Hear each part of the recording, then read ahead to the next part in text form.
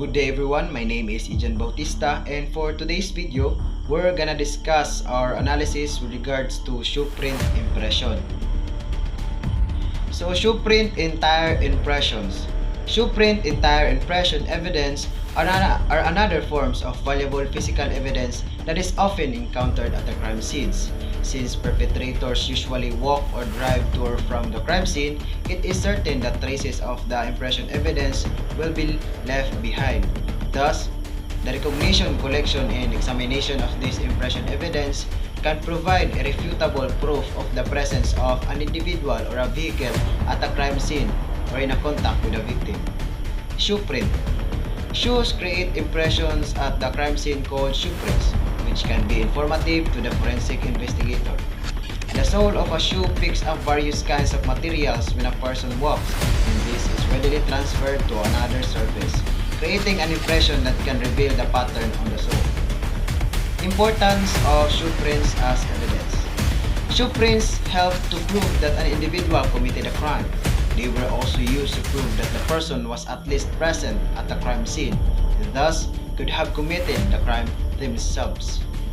It will enable the investigation officer to determine how many individuals are present in the scene of the crime. It can narrow the investigation by linking the shoeprint evidence basing to its shoe size, shoe brand, wear patterns, and the depth of the impression. The impression itself will tell the height, weight, sex, and whether the owner is running or carrying heavy object. Determination of the wear patterns can make us conclude whether the owner have a problem in walking. The impression can help to the reenactment of the crime as the exit and entry point is revealed. By following the impression, we can gather more evidence.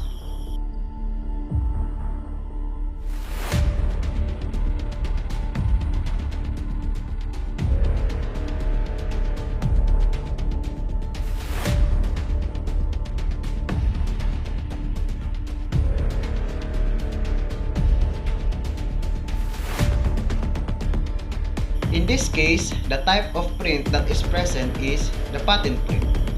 Patent print or patent shoe prints are clearly visible and from tracking through a substance like paint or dirt, leaving some behind each time a step is taken.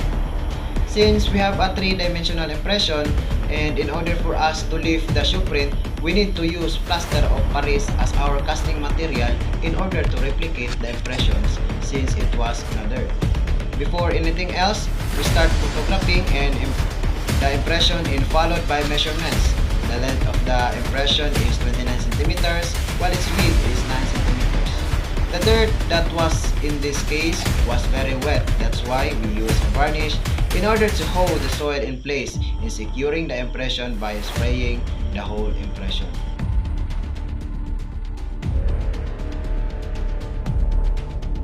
Building a retaining wall around the shoe impression using a strip of cardboard, this wall will serve as a barrier to prevent the plaster of Paris from escaping when it is poured onto the impression.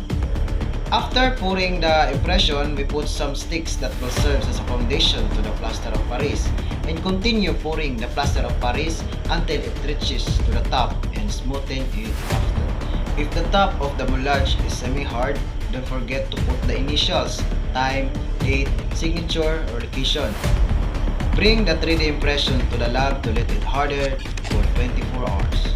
So, conclusion. Therefore, we conclude that by observing the moulage, we determine the brand of the shoe, which is Asian. Asian is a lightweight and durable military tactical work boots.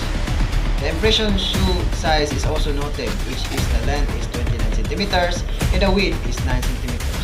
Wear pattern as its individual characteristics is present, showing a neutral pronation, which is even in the rear and the front. The depth of the impression lead to discovery that the suspect was carrying a heavy object. These conclusions lead to the revelation of the identity of the suspect. So that's all. Thank you.